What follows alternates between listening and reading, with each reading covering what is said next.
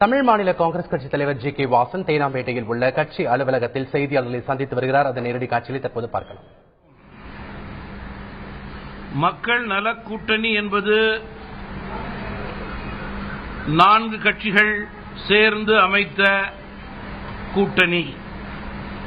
மரியாதைக்குரிய திரு வைகோ அவர்கள், மரியாதைக்குரிய தோழர்கள் திரு ராமகிருஷ்ணன் அவர்கள், திரு முத்தரசன் அவர்கள், மரியாதைக்குரிய திரு திருமாவளவன் ஆகியோர் அமைத்த கூட்டணி இந்த கூட்டணி.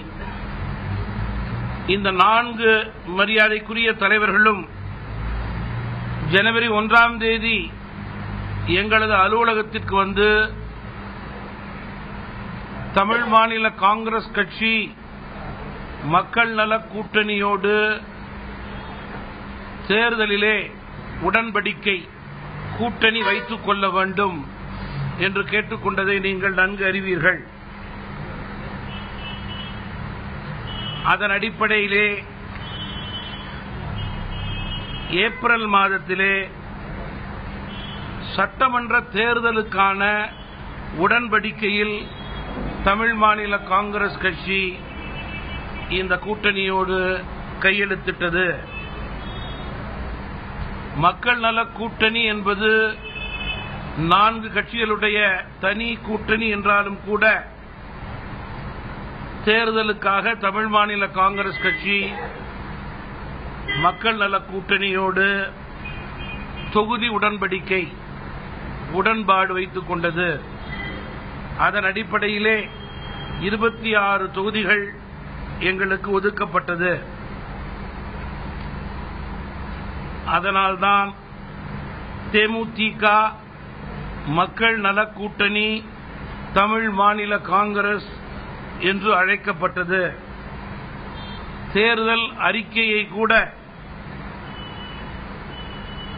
மக்கள் நல கூட்டணி தனியாகவும் தமிழ் மாநில காங்கிரஸ் கட்சி தனியாகவும் தேமுதிக தனியாகவே வெளியிட்டோம்.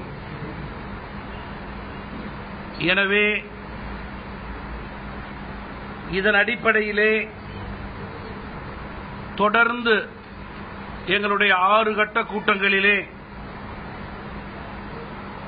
மக்கள் நல கூட்டணியோடு தமிழ் மாநில காங்கிரஸ் கட்சியினுடைய கூட்டணி தொடருமா தொடராதா என்ற கேள்வி எழவில்லை. குறிப்பாக எங்களது செயற்குழு கூட்டத்தில் கூட மக்கள் நல கூட்டணியினுடைய தலைவர்கள் அத்துணை பேருக்கும் நாங்கள் நன்றி தெரிவித்து தீர்மானம் நிறைவேற்றியதை நினைவு கூற விரும்புகிறேன். இந்த கூட்டங்களிலே பல தரப்பட்ட தலைவர்கள் எங்களிடம் கூறிய முக்கிய கருத்து என்னவென்றால், தமிழ் மாநில காங்கிரஸ் கட்சியை பலப்படுத்துகின்ற ஒரே நோக்கத்தோடு இப்பொழுது செயல்பட வேண்டும். தேவைக்கேற்றவாறு தேர்தல்கள் வரும்போது கூட்டணி குறித்து மீண்டும் ஆலோசிக்கப்படும். உள்ளாட்சி தேர்தல் அதற்குண்டான அறிவிப்புகள் இன்னும் வெளிவரவில்லை. அதை பற்றியும் நாங்கள் விவாதித்தோம். தேர்தல் தேதி வந்த பிறகே இயக்கத்தில் உண்டான கூட்டணி குறித்து முடிவெடுக்கப்படும் என்று தெரிவித்திருக்கிறார்கள். தமிழ் மாநில காங்கிரஸ் கட்சியினுடைய இன்றைய தெளிவான நிலை என்னவென்றால், தனித்து நின்றால் எப்படி தேர்தலை எதிர்கொள்வோமோ அதேபோல் தமிழ் மாநில காங்கிரஸ் கட்சியை வளர்ப்பது மட்டுமே எங்களுடைய குறிக்கோள் என்று அனைத்து மட்ட தலைவர்களும் தங்களுடைய வலுவான கருத்தை இந்த கூட்டங்களிலே எடுத்து வைத்திருக்கிறார்கள். அதன் அடிப்படையிலேயே கருத்துக்களை ஒருமைப்படுத்தி இயக்கத்திற்கான வருங்கால திட்டங்களை, என்னுடைய சுற்றுப்பயணங்களை நான் அறிவிக்க இருக்கிறேன். 32 ரெவென்யூ மாவட்டங்களை 12 மண்டலங்களாக பிரித்திருக்கிறோம். 12 மண்டலங்களுக்கும் நான் ஒவ்வொரு நாள் கூட்டத்திற்கு சென்று அங்கே இருக்கின்ற வட்டார தலைவர்கள், நகர தலைவர்கள், உள்ளாட்சி அமைப்பைச் சேர்ந்த தலைவர்கள், இயக்கத்தினுடைய அந்த மாவட்டத்தினுடைய மூத்த முன்னணி தலைவர்கள்,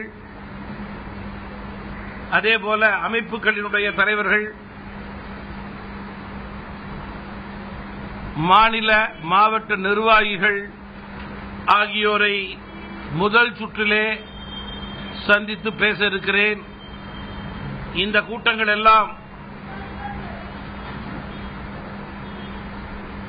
ஜூலை மாதம் இறுதிக்குள் நடந்து முடிவடையும். இந்த மாதம் 27ஆம் தேதி அன்று முதலிலே தஞ்சை, திருவாரூர், நாகப்பட்டினம், பெரம்பலூர், அரியலூர் ஆகிய மண்டலங்களுக்கு நான் செல்ல இருக்கிறேன். தஞ்சை மாவட்டத்திலே ஒரு பகுதியிலே கூட்டம் நடைபெறவிருக்கிறது. அதேபோல 28ஆம் தேதி அன்று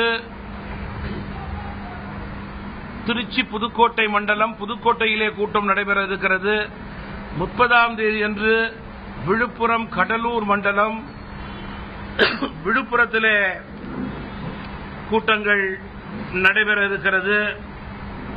தொடர்ந்து அடுத்த மாதம் 2ஆம் தேதி சனிக்கிழமை சென்னை மண்டலம், சென்னையிலே கூட்டம் நடைபெறும்.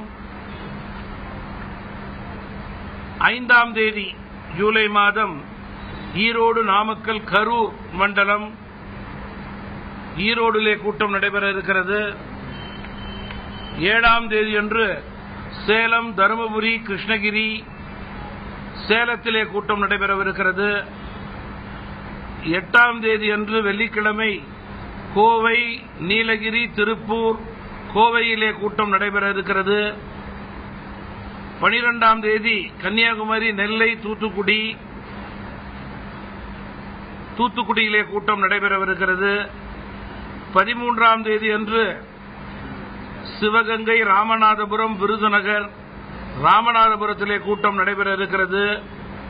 15ஆம் தேதி அன்று பெருந்தலைவர் காமராஜரது பிறந்த தின விழா சென்னையிலே நாங்கள் கொண்டாடுகிறோம். 16ஆம் தேதி மதுரை, தேனி, திண்டுக்கல் ஆகிய மண்டலங்களுக்கு மதுரையிலே கூட்டம் நடைபெறுகிறது.